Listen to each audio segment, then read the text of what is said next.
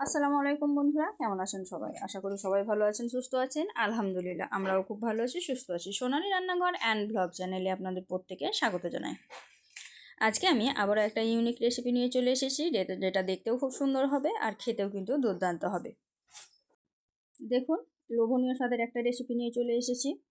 তো আজকের রেসিপিটা হচ্ছে কাতলা মাছের তেল ঝাল রান্নার রেসিপি, যেটা ছোট থেকে বড় সবাই পছন্দ করবে। আর এত সুন্দর হয়েছে, কালারটা দেখেই নিশ্চয়ই বুঝতে পারছেন যে কতটা পারফেক্ট হয়েছে। আর এভাবে রান্না করলে কিন্তু বাড়ির সবাই প্রশংসা করবে। যারা মাছ খেতে পছন্দ করে না তাদেরকেও কিন্তু দিলে খেয়ে নেবে, এত সুন্দর হয়। তো চলো দেখে নেওয়া যাক কীভাবে আমি রান্নাটা কমপ্লিট করেছি। তো মাছটা রান্না করার জন্য প্রথমে আমি মাছটাকে কেটে ধুয়ে পরিষ্কার করে নিয়েছি। তারপরে কিন্তু আমি এখানে লবণ আর হলুদ দিয়ে দিচ্ছি। দেখতেই পাচ্ছ পিসগুলো কিন্তু অনেক বড় বড় আছে, ক্যামেরাতে কিন্তু মাছ একটু ছোটোই মনে হয়। তো দেখতেই পাচ্ছ বড় বড় করে পিসগুলো আমি কেটে নিয়েছি। এখন কিন্তু লবণ হলুদ দিয়ে দিলাম, তারপরে লবণ দিয়ে দিলাম, তারপরে কিন্তু হাত দিয়ে ভালোভাবে লবণ আর হলুদ প্রত্যেকটা মাছের গায়ে সুন্দরভাবে মাখিয়ে নেব। তো দেখতেই পাচ্ছ আমি কিন্তু হাত দিয়ে ভালোভাবে মাখিয়ে নিচ্ছি। তোমরা যদি চাও হাত দিয়ে মাখিয়ে নিতে পারো। তাছাড়া কিন্তু একটা বাটির মধ্যে সবগুলো মাছ নিয়ে একটু নাড়াচাড়া করলেই কিন্তু মাখানো হয়ে যাবে, ওইভাবেও মাখিয়ে নিতে পারো। কিন্তু হাত দিয়ে বেশি কাজ করলে আমাকে ভালো লাগে, তার জন্য আমি হাত দিয়েই করে নিয়েছি। আর এই মাছটা কিন্তু খুব একদম ফ্রেশ ছিল, খুব সুন্দর মাছটা ছিল, একদম টাটকা টাটকা মাছ ছিল। তো টাটকা মাছ দিয়ে রান্না করার চেষ্টাটা করবেন, তাহলে কিন্তু খেতে সত্যি সত্যিই খুব সুন্দর লাগবে। আর এই মাছটা কিন্তু কাঁচা রান্না করাও যেত, কিন্তু আজকে আমি একটু আলাদাভাবে রান্না করব, ভেজেই রান্না করব। কাঁচা মাছও কিন্তু খুব সুন্দর হয় রান্না করা। তো দেখতেই পাচ্ছ আমি হাত দিয়ে সুন্দরভাবে মাখা মাখা করে নিলাম। এখন আমি এইগুলো অল্প পরিমাণে ভাজতে দিয়ে দেবো। যতটা আমার কড়াইয়ের মধ্যে ধরবে ততটাই আমি ভাজতে দিব। একে একে ধাপে ধাপে সবগুলো মাছ আমি ভেজে তুলে নিব। তো মাছ ভাজার জন্য আগে থেকেই আমি কড়াই বসিয়ে দিয়েছি, আর কড়াইয়ের মধ্যে দিয়ে দিয়েছি সর্ষের তেল গরম হতে। তো তেলটা কিন্তু সামান্য একটু গরম হয়েছে, আর এখন আমি তেলের মধ্যে মাছটা দিয়ে দিলাম। যেহেতু এটা ননস্টিক কড়াই, তার জন্য কিন্তু তলে লেগে যাওয়ার কোনো ভয় থাকে না, তার জন্য একটু গরম হলে দিয়ে দেওয়া যায়। আর তেলটা কিন্তু সুন্দরভাবে গরম হয়ে গেছে, আর আমি একে একে মাছের পিসগুলো দিয়ে দিচ্ছি। তো মাছের পিসগুলো দেওয়ার সময় অবশ্যই সাবধানতা অবলম্বন করবেন, তা না হলে কিন্তু তেলটা ছিটে আপনার হাতে লেগে পুড়ে যেতে পারে। তো যতগুলি সম্ভব দেওয়া আমি দিয়ে দিলাম, দিয়ে মাছটাকে ভেজে নিলাম। এক সাইড কিন্তু মাছটা আমার একটু কালার এসেছে, এখন আমি অপর সাইডটা ভাজার জন্য উল্টিয়ে পাল্টিয়ে ভেজে নেব। তো দেখতেই পাচ্ছেন আমি নাড়াচাড়া করে দিচ্ছি, তবুও কিন্তু মাছগুলো মানে ভাঙছে না, যেহেতু ননস্টিক প্যানে দেওয়া আছে তাই গায়ে লেগে যায়নি। তো হালকা হালকা করে ভাজবো, খুব যে কড়া করে ভাজবো তা না। খুব কড়া করে ভাজলে কিন্তু ঝোলে দেওয়ার পরে মাছটা কিন্তু খেতে অত ভালো লাগে না, শক্ত শক্ত থেকে যায়। তাই সবসময় চেষ্টা করবেন মাছটাকে হালকা করে ভেজে নেওয়ার, এতে করে মাছটা ভাঙবেও না, আর সুন্দর ভাজা হলে খেতেও কিন্তু সুন্দর লাগবে, আর ভিতরে তেল মশলা সুন্দরভাবে ঢুকে যাবে। তো দেখতেই পাচ্ছেন এক পাশটা আমার সুন্দরভাবে ভাজা হয়ে গেছে, আমি আর এক পাশটা ভালোভাবে নাড়াচাড়া করে উল্টিয়ে পাল্টিয়ে দিলাম। উল্টিয়ে পাল্টিয়ে সমানভাবে ভেজে নেব মাছটাকে। আর এই যে দেখতে পাচ্ছেন তেল, এই তেলের মধ্যে সবগুলো মাছ ভাজা ও রান্না কমপ্লিট হয়ে যাবে, কারণ আমি খুব বেশি তেল আবার ব্যবহার করি না। দেখলেই বুঝতে পারবেন যে অনেকগুলো মাছ আছে, আর সবগুলো মাছ কিন্তু এই তেলের দিয়েই ভাজবো। তো গল্প করতে করতেই কিন্তু আমার মাছগুলো অলরেডি ভাজা হয়ে গেছে। দেখতেই পাচ্ছেন খুব কড়া করে কিন্তু ভাজিনি, মিডিয়াম ভেজে নিয়েছি। এখন আমি মাছগুলোকে তুলে নিচ্ছি, তুলে একটা পাত্রে রেখে দিচ্ছি। পিসগুলো দেখুন কত সুন্দর আছে। যে মাছ ভেজে রান্না করতে হয় সে মাছ কিন্তু একটু মোটা মোটা কাটতে হয়, তা না হলে কিন্তু ভাজার পরে খুব ছোট ছোট হয়ে যায়।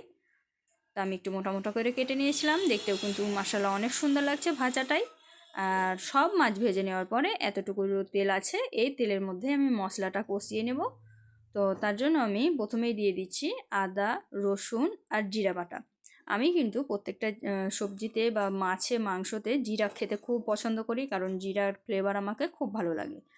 তো এখানে আমি প্রথমে 2 চামচ দিয়ে দিলাম আদা, রসুন আর জিরা একসঙ্গে পেস্ট করে রেখেছি, সেই পেস্টটা দিয়ে ভালোভাবে নাড়াচাড়া করে মিক্সড করে নিলাম।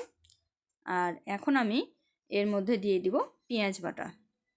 যেহেতু আমি এটা বাটা মশলায় তৈরি করছি, তার জন্য কিন্তু মশলাটা দিয়ে দিলাম। আর এটা কিন্তু খুব পাতলা ঝোল হবে না, একদম গ্রেভি গ্রেভি হবে। যাতে করে খেতেও দুর্দান্ত লাগে আর দেখতেও খুব সুন্দর লাগে। আর এখন আমি দিয়ে দিলাম একটা টমেটো, পাকা টমেটো দিয়েছি, আর এটা আমার গাছেরই টমেটো। দিয়ে ভালোভাবে নাড়াচাড়া করে মশলাটাকে কষিয়ে নেব।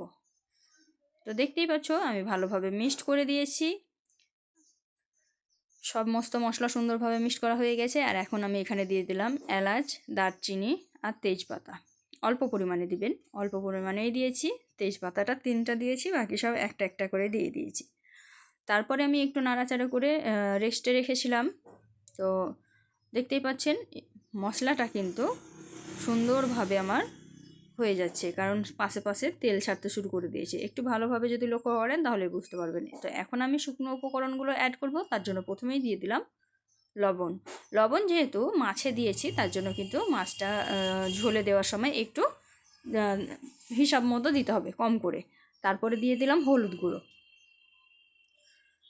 হলুদ গুঁড়ো আর লবণ দিয়ে ভালোভাবে আবারও মিক্সড করে নিচ্ছি, তা না হলে কিন্তু পুড়ে যাবে, তলায় লেগে যাবে। তার জন্য ভালোভাবে মিক্সড করে দিতে হবে। আর হলুদ কিন্তু গরম অবস্থায় দেওয়ার সঙ্গে সঙ্গে যদি নাড়াচাড়া না করা হয় তাহলে কিন্তু আবার গোটা ধরে যায়। তো তার জন্য আমি ভালোভাবে নাড়াচাড়া করে দিলাম। আর তলায় যাতে লেগে না যায়, মশলাটা খুব সুন্দর একদম পারফেক্টভাবে হয়ে যায়, তার জন্য একটু সামান্য পরিমাণে জল অ্যাড করে দিলাম। এই জলটা দিয়েই মশলাটা এখন সুন্দরভাবে কষিয়ে নেব। তাহলে মশলার কোনো রকম বাজে স্মেল থাকবে না, আর কালারটাও দুর্দান্ত হবে, খেতেও কিন্তু দারুণ লাগবে। তো মশলাটায় এখন আমি অ্যাড করব লঙ্কা গুঁড়ো। এটা কিন্তু ঝাল লঙ্কা, অল্প পরিমাণে দিলাম কারণ কাঁচা লঙ্কা শেষে আবার অ্যাড করব। আর এখানে দিয়ে দিলাম জিরা ধনিয়ার পাউডার। যেহেতু জিরা আমি আগেই দিয়েছি বাটা, তার জন্য কিন্তু জিরা ধনিয়ার পাউডারটাও অল্প পরিমাণেই দিলাম। তারপরে আমি ভালোভাবে নাড়াচাড়া করে মশলাটা তৈরি করে নিচ্ছি। দেখুন এখনই মশলা কালারটা অনেক সুন্দর এসেছে, দেখুন। তো টমেটোগুলো ভালোভাবে গলিয়ে দিচ্ছি। আর টমেটোগুলো যেহেতু আমার গাছের দেশি টমেটো, তার জন্য কিন্তু গলাতে খুব অসুবিধা হয়নি, সুন্দরভাবে গলিয়ে গেছে। তো দেখুন মশলাটা কিন্তু খুব সুন্দরভাবে হয়ে গেছে, তেল ছেড়ে দিয়েছে পাশে পাশে, আর কালারটাও খুব সুন্দর এসেছে। এখন যে ভেজে রেখেছিলাম মাছগুলো, সেই মাছগুলো আমি এই মশলার মধ্যে দিয়ে দিলাম। অনেকে কিন্তু জল দিয়ে জলটা ফুটিয়ে তারপরে মাছ দেয়, ওইভাবেও করা যায়, কিন্তু আমাকে এইভাবে কষিয়ে রান্না করতে বেশি ভালো লাগে। আর মাছগুলো যেহেতু ভালোভাবে ভাজা আছে তাই ভেঙেও যায় না।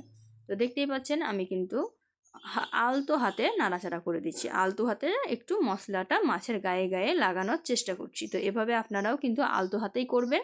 আর যদি মনে হয় যে ভেঙে যাবে তাহলে কিন্তু আপনারা জল দিয়ে জলটাকে ফুটিয়ে তারপরেই কিন্তু মাছটা দিয়ে দেবেন, তাহলেও কিন্তু পারফেক্টভাবে হয়ে যাবে। তো আমি 2 থেকে 3 বার নাড়াচাড়া করে দিয়ে মশলাটা সুন্দরভাবে মাখিয়ে নিলাম মাছের গায়ে। দেখুন কত সুন্দর লাগছে। আমি কালারটা আর কাছ থেকে দেখানোর চেষ্টা করেছি, দেখুন কত সুন্দর একটা কালার এসেছে। এখন আমি দিয়ে দিচ্ছি একটু গরম পানি। গরম পানিটা দেওয়াতে কিন্তু মাছটা খুব তাড়াতাড়ি হয়ে যাবে আর একটা সুন্দর স্বাদ আসবে। তো অল্প পরিমাণের জলটা দিয়ে আমি আবারও নাড়াচাড়া করে মাছটাকে ডুবিয়ে ডুবিয়ে দিচ্ছি। এখানে কিন্তু আলতো হাতেই নাড়াচাড়া করতে হবে, কারণ মাছটা আমি মশলায় যখন দিয়েছিলাম তারপরে কিন্তু নাড়াচাড়া করে একটুখানি রেখেছিলাম, তাই মাছটা সিদ্ধ সিদ্ধ হয়ে যাবে। তো তার জন্য কিন্তু এটা আলতো হাতেই করতে হবে, তা না হলে কিন্তু মাছগুলো ভেঙে ভেঙে যাবে। তো দেখতেই পাচ্ছেন আমি কিন্তু খুব কম পরিমাণের জলটা ব্যবহার করেছি, খুব বেশি পরিমাণে জল ব্যবহার করিনি, অল্প পরিমাণে জল ব্যবহার করেছি। আর এখন নাড়াচাড়া করে আমি এটা ডুবিয়ে ডুবিয়ে দিয়েছি। তারপরে কিন্তু আমি হালকা আঁচে ঢাকা দিয়ে রেখে দেবো। খুব বেশি আঁচে রাখলে কিন্তু সমস্ত জলটা শুকিয়ে যাবে, তখন আবার খেতে ভালো লাগবে না। তাই হালকা আঁচে রাখলে মাছটা ভিতর থেকে সিদ্ধ হয়ে যাবে আর বাকি উপকরণগুলোও সুন্দর হয়ে যাবে। তো আমি ঢাকা দিয়ে রেখে দিয়েছিলাম। তারপরে কিন্তু 5 থেকে 6 মিনিটের মধ্যেই নামিয়ে নিয়েছিলাম, হালকা আঁচে রেখেছিলাম, তারপর নামিয়ে নিয়েছি। তারপরে সামান্য একটু ঢাকা দিয়ে রেখেছিলাম। দেখুন কত সুন্দর একদম চড় পড়ে গেছে, রান্নাটা কতটা সুন্দর হয়েছে, একদম গাঢ় গাঢ় হয়েছে, গ্রেভি গ্রেভি। আর মাছটা দেখুন মাশাআল্লাহ, একদম দেখেই জিভে জল চলে আসবে, এত সুন্দর হয়েছে। তো ভিডিওটি আপনাদের কেমন লাগলো অবশ্যই কমেন্টে জানাবেন। আর যদি ভালো লেগে থাকে অবশ্যই লাইক শেয়ার কমেন্ট করতে ভুলবেন না। আর আপনারা কী ধরনের ভিডিও আমার কাছ থেকে দেখতে চান সেটাও কিন্তু কমেন্টে জানাবেন। আর নতুন বন্ধুরা অবশ্যই আমার চ্যানেলটিকে সাবস্ক্রাইব করে দিয়ে পাশে থাকা বেল আইকনটিকে প্রেস করে দিও, তাহলে কিন্তু আমার সমস্ত রেসিপির নোটিফিকেশান তোমাদের কাছে পৌঁছে যাবে। আর যারা ভিডিওটা প্রথম থেকে আমার দেখছো তাদেরকে অসংখ্য ধন্যবাদ। দেখা হবে পরবর্তী ভিডিওতে। খোদা হাফিজ।